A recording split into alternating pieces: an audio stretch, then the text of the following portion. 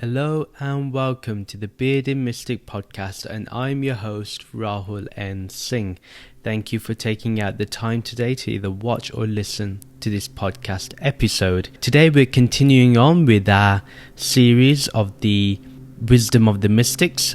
If you would like to support the Bearded Mystic podcast, you can do so by going on to the Bearded Mystic podcast Patreon page, where you can subscribe for a monthly fee and get exclusive benefits. Do take a look, the details are in the show notes and video description below. Last month, as you know, we looked at the great mystic Ramana Maharishi, and today we will be exploring the teachings of one of the most revolutionary mystics of the 20th century, named Jiddu Krishnamurti, or JK or J Krishnamurti. We're going to refer to Krishnamurti as JK, most likely. That's how he was known amongst his community.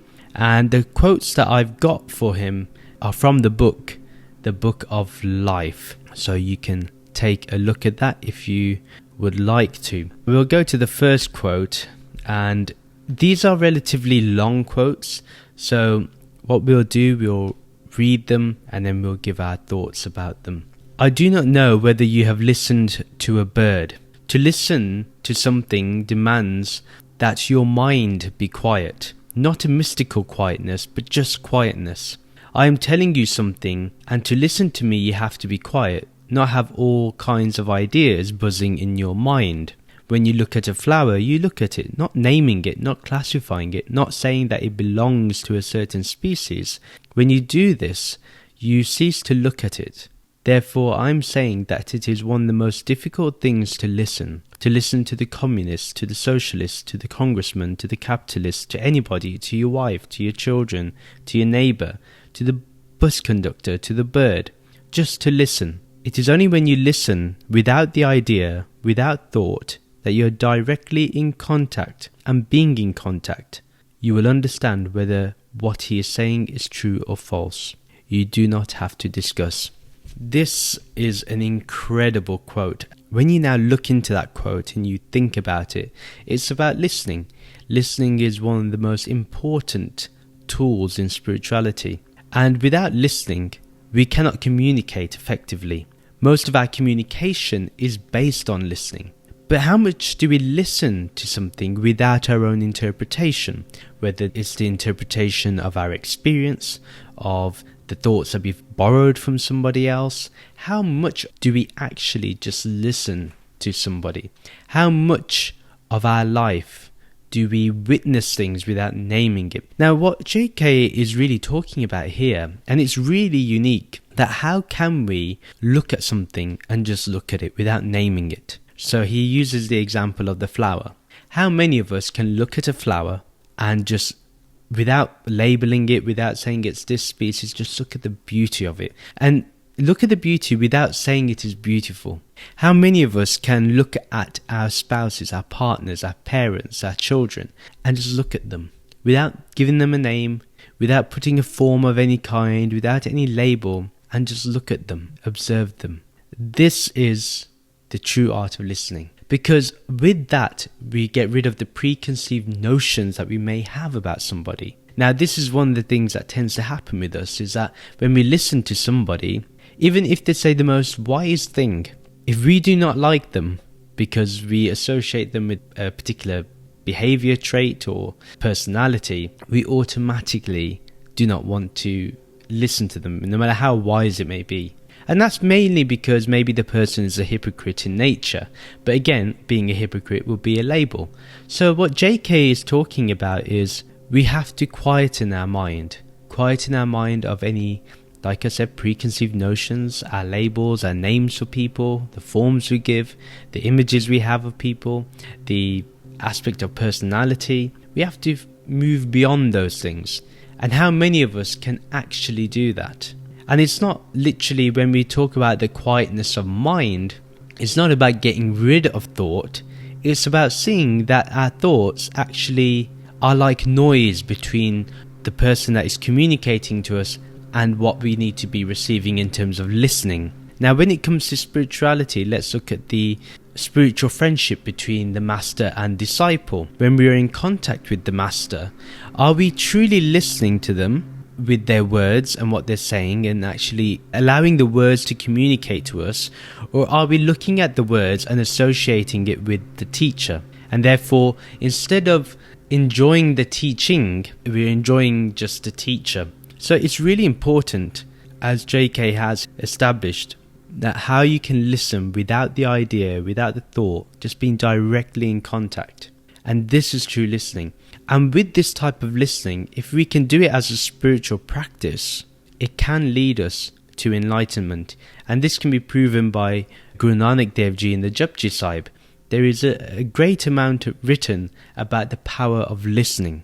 This is something that JK is highlighting to us so we can improve our lives.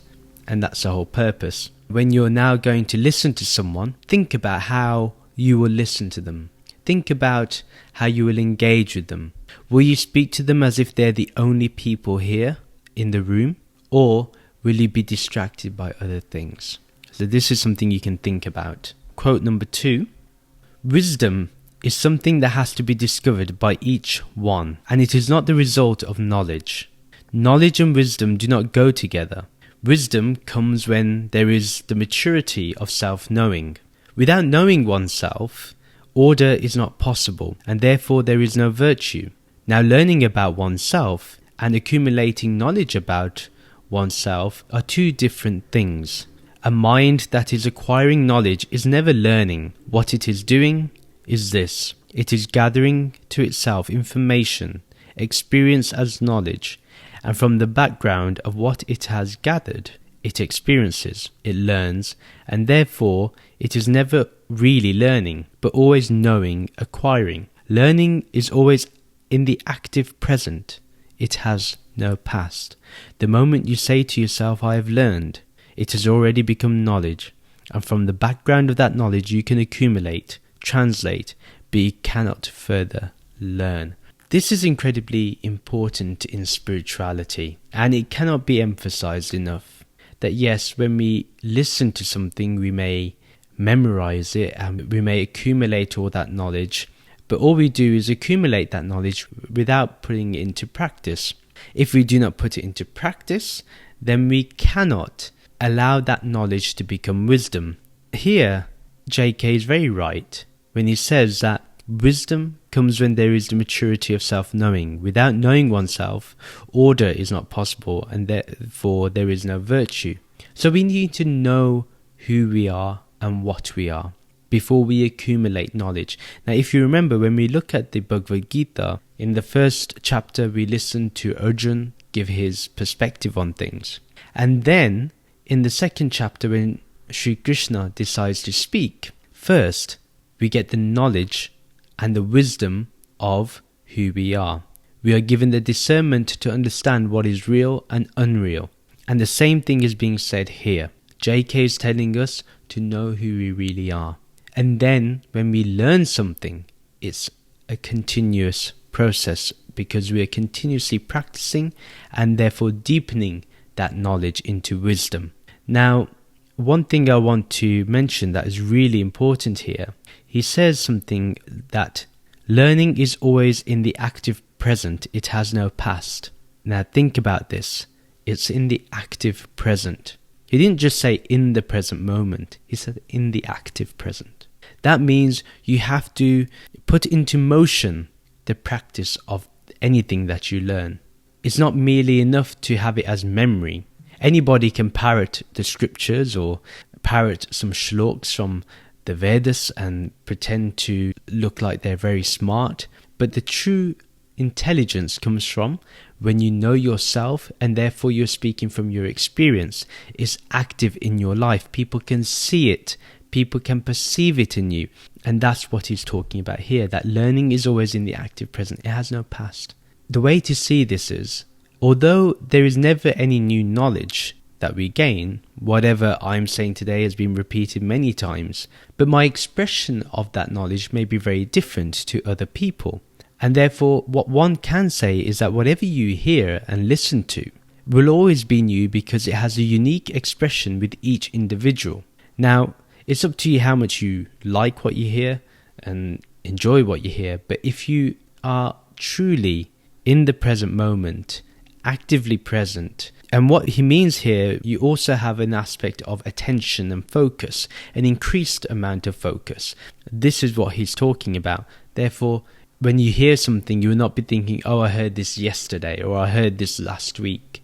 It will be, I'm hearing it for the first time. Because for awareness, everything is for the first time. Even though for the mind, it may seem like a repeated process, but for awareness, everything is always brand new because awareness itself is always fresh. I think we've discussed this before in the past in some of the podcast episodes where we can see consciousness or awareness or Brahman as being ever fresh.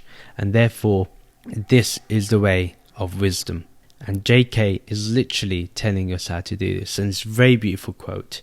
The third quote, the problem then is it possible for a mind that has been so conditioned, brought up in innumerable sects, religions, and all the superstitions, fears, to break away from itself, and thereby bring about a new mind? The old mind is essentially the mind that is bound by authority. I'm not using the word authority in the legalistic sense, but by the word I mean authority as tradition, authority as knowledge, authority as experience, authority as a means of finding security and remaining in that security outwardly or inwardly. Because after all, that is what the mind is always seeking, a place where it can be secure, undisturbed. Such authority may be the self-imposed authority of an idea or the so-called religious idea of God, which has no reality to a religious person. An idea is not a fact, it is a fiction. God is a fiction. You may believe in it, but still, it is a fiction. But to find God, you must completely destroy the fiction, because the old mind is the mind that is frightened, is ambitious, is fearful of death, of living, and of relationship, and it is always, consciously or unconsciously, seeking permanency, security. This is very interesting, because a lot of us feel secure, safe, when we look at the teachings of any text, or we look at the teachings of any master or guru, or we may feel secure by putting everything on God. Now, the one thing that we're avoiding is being with ourselves. When we avoid this, then we cannot live authentic lives. And to be honest, the whole point of spirituality is to be authentic. And therefore, we have to ask ourselves if any idea we have, any belief we have, anything we claim to have faith in, is it based upon a reality, or is it based upon an experience that we may have had years ago, but that experience has now evolved into something else? Because everything is moving, everything is changing. But what is that one thing that does not change? This is what JK is talking about, breaking the fiction, destroying the fiction, the story, the narrative. How do we do this? Now, awareness will always be, or consciousness will always be, in the background of each and every experience that we have. The experience is the content in this regard. But how many of us are willing to do that? How many of us go back to our traditions to feel safe, to feel part of the crowd, to feel part of the community? Because if we're not part of the community, then where would we go? We fear that. Why? Because we fear ourselves. We fear who we really are. And there's nothing to fear about there. It's actually the most liberating experience to have, or liberating aspect of life to experience. But we're not willing to do this. Why? Because it's easier to be part of a tradition, a religion, to believe in a God, even though we've not seen this God, we've not even experienced this God. It's just a story that we know has been made up to make us feel good. But remember, everything that makes you feel good does not mean that it is good for you. In the short term, maybe it's a good thing, but in the long term, it may have disastrous effects. So, the person here that is able to keep their mind at bay, that is able to understand its own conditioning and discern the mind effectively without any preconceived notions, that mind can be observed effectively and therefore adapt and evolve. Now, what JK really wants us to understand is that we're not here to seek security when we look on the spiritual path. The spiritual path is meant to ensure that you do not need security at all. Because awareness does not provide any security. I can speak from my own experience here. It doesn't provide me any security at all. I do not feel like I've known where I'm going to go and what's going to happen. All these things are matters of the mind. But for awareness and pure consciousness, or Brahman, or the feeling of Aham Brahmasmi, doesn't feel like it secures me in any way, or it makes me feel safe. Because the one that is feeling safe is still the human form, the Nam and Rup, the name and form. Awareness does not need to feel security. Awareness does not need an authority. This is what we find out when we truly introspect and we look into our mind and see how it's been conditioned.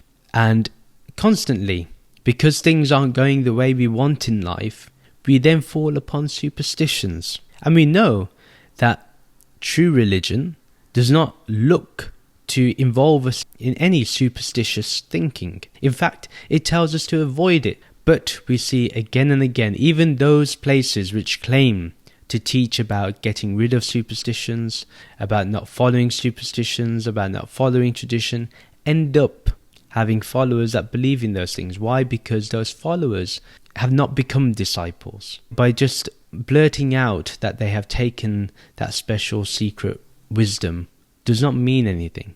I've come across many spiritual people from different spiritual organizations, and I find the same thing happening again and again. That in the beginning, they get that real wisdom and they really take it on. And then what happens is the old mind kicks in. Then they go back to the superstitious thinking. Oh, is this person giving me nazar or evil eye? Is this person doing harm to me? They'll have blind faith openly. This type of people, they are not truly spiritual. They have not learnt anything, because remember, learning has to be done in the active present. What they do is just accumulate knowledge and they go back to the old mind. Therefore, no real improvement has been made, even though the spiritual tradition they follow may be one that can provide liberation. No matter how lofty that wisdom is, unless it becomes our own, we're not going to move forward. The fourth quote, this is a relatively shorter one, but again, very powerful. There is no feeling without thought, and behind thought is pleasure. So those things go together. Pleasure, the word, the thought, the feeling. They are not separated. Observation without thought, without feeling, without word is energy. Energy is dissipated by word, association, thought, pleasure and time. Therefore, there is no energy to look. Now, what we could say here is JK is talking about the intensity of observing, of being. When he talks about observation without thought, he's talking about being. He's talking about going back to pure consciousness, to pure awareness, and allowing that to be. Now, what tends to happen is, whenever we observe something, we tend to name it, we tend to associate with it, we tend to see it whether it causes pleasure or pain, it belongs to time, it may be a feeling. Therefore, that energy, that observation isn't intense because it is shared in different faculties, like I mentioned, association, thought, pleasure, pain, time, and all sorts. But when we just observe without any thought, without associating it with anything, allowing that observation to remain formless and most intense, that attention that is choiceless, that intensity is unmatched. So therefore, every feeling, as you mentioned, is without thought, and behind thought is pleasure. So everything we do is for pleasure, to meet our desires, to keep us away from being.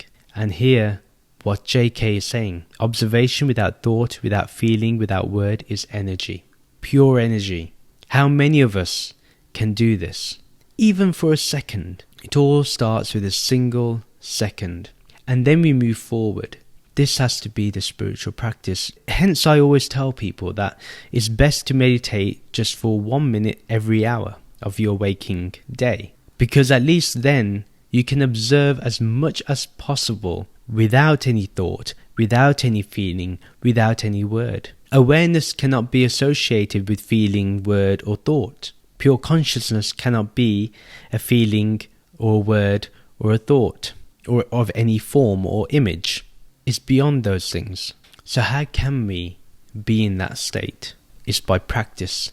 So therefore, having a regular meditation practice, no matter how short it is, as long as it is intense and as long as you keep going back to that formless awareness, that formless consciousness, you're all good. It's all good then. The fifth quote, what I'm saying is that the moment you give a name to that feeling, you have brought it into the framework of the old, and the old is the observer, the separate entity who is made up of words, of ideas, of opinions, of what is right and what is wrong. But if you don't name that feeling, which demands tremendous awareness, a great deal of immediate understanding, then you will find that there is no observer, no thinker, no center from which you are judging, and that you are not different from the feeling. There is no you who feels it. This is the whole experience of spiritual enlightenment that JK is really talking about. Like JK in this quote is talking about how to be in awareness, how to be in pure consciousness, that once we understand what Brahman is and we then understand that Brahman is our own nature, that we are Brahman, that we are this ultimate reality, then we realize there's no separate I. Or if there is something that is referred to I, it is that Brahman. It's not the name and form. Therefore, it can never be Rahul. It can never be somebody else. It's always without any name. It doesn't have an image. No matter how deep you look into awareness and you observe awareness, what happens is you find that there is nothing there to observe. There's no thing, no image created, no color is there. No form is there. No shape is there. It's an incredible moment of realization when this occurs. The challenge is to stay with this. And the problem that arises is that we still continuously associate subtly the identity of Rahul with the I. When this occurs, then we're not understanding what we are observing. What is it that we are observing? It's this pure consciousness. Behind everything, when we go back and we see what is beyond the body and the mind and the thoughts, what's behind it, who is thinking the thought, who is aware of the thinking happening, who is aware of the talking occurring, who is it? What is it? What is aware of you listening to this podcast? Who is aware of you watching this podcast? Is it a who or is it a what? It's more a what because it doesn't have an identity. Consciousness does not have an identity. Hence, the word God in the pure sense is correct when we utilize the word God to mean consciousness or Brahman.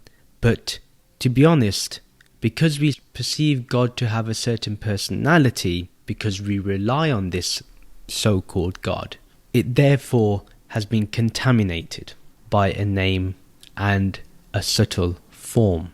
But this awareness does not have a form. It's not subtle nor gross, nor subtle of the subtlest. It's beyond that.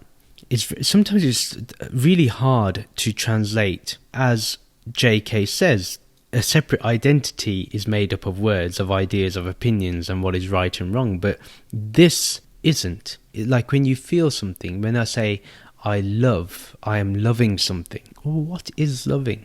And if you just intensely look at the feeling of what is loving, you realize that there's actually nothing there. It's really hard to explain, and maybe not everyone can relate to this. But if you can, you're amazing. This is the ultimate experience.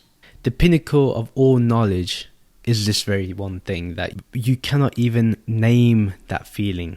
And like Jake says, it demands tremendous awareness, a great deal of immediate understanding. You have to know it right now with such intensity that it completely requires everything from you. only for it to be realized that there's nothing that you've given to it. Like, you actually didn't put any attention to it. It was always there. Even though you are approaching it with such intensity, you realize the intensity is not there. And what JK says here, that there's no observer, no thinker, no center, it's very difficult to understand this by mere wordplay. To truly understand this as a coherent message, one has to experience the highest. Otherwise, it's easy to miss what JK has said, and we can make another religion out of it. But this, what he's talking about, no observer, no thinker, no center, is the direct experience, or the direct way to understanding that there is only pure consciousness, there is only pure awareness, there is only this formless, there is nothing more, nothing less, nothing can be it. And eventually, as you said, there is no you that feels it. Rahul cannot be in the feeling of I am experiencing awareness. No. Rahul cannot say I am experiencing the formless. No. Only the formless is, and it doesn't have an experience. Only pure consciousness is, it doesn't have an experience. Only Brahman is, it doesn't have an experience. Only the Atma is, it doesn't have an experience. This is the way to really understand this, and through meditation we can understand it more. We can get used to this feeling, because in the beginning it's a feeling. Eventually the feeling disappears and it becomes a state of being. So meditation is incredibly important, and if there is a thing that is really important, it is meditation. The sixth quote: in awareness there is no becoming, there is no end to be gained. There is silent observation without choice and condemnation, from which there comes understanding. In this process, when thought and feeling unfold themselves, which is only possible when there is neither acquisition nor acceptance, then there comes an existential awareness. All the hidden layers and their significance are revealed. This awareness reveals a creative emptiness which cannot be imagined or formulated. This existential awareness and the creative emptiness are a total process and are not different stages. When you silently observe a problem without condemnation, justification, there comes passive awareness. In this passive awareness, the problem is understood and dissolved. JK is a man. He's phenomenal. To understand JK, it's taken me years, and I still feel like I am only at the surface. That's how incredibly deep this guy is. It's very easy to see JK as just an intellectual phenomenon. No, he is of the highest intelligence. And therefore, to really understand JK, you have to really understand the truth. Only someone of the truth can understand JK. And that's what I feel. When I listen or read any of his works, that's the feeling I get. I want to look at one thing that JK says, which we need to really understand. This existential awareness and the creative emptiness are a total process and are not different stages. When we observe, when we are aware of something, we are aware of it totally. That awareness knows no bounds, it has no edge, it has no boundary to reach, it has no end to meet, it has no beginning to meet, but yet it pervades everywhere. If we put it into space, it pervades everywhere. If we take space out, it pervades as it is. So that is what he's talking about, the extensional awareness. And then when he talks about the creative emptiness, again, out of nothing, everything appears. It's not different stages. This is all here and now. It's all one experience. The whole point of JK saying this is that that when we have a problem, we sometimes think that the problem is everything, is everywhere. Everywhere we go, we are reminded of the problem. And therefore, we know that somehow we're going to find a solution, but we look for the solution in something. But here, JK is telling us that utilize the extensional awareness for awareness itself. Therefore, do not see the problem everywhere, but see that which is aware of the problem everywhere. And at the same time, do not look for the solution in things. Look for it in that creative emptiness, from where this problem has appeared from. And actually, when one just observes that problem, like you said, without condemning it, without justifying it, we just become aware of the problem. Once we become aware of the problem, we realize that the problem has no legs. We were allowing it to run without any legs. We were allowing it to jump without any legs. We allowed legs to appear to the problem, using the metaphor. Therefore, we allowed it to run wild. But actually, that problem is understood and dissolved. It goes away. And I tell you from experience that I have practiced what JK is talking about here, and it has succeeded for me. It has helped me tremendously.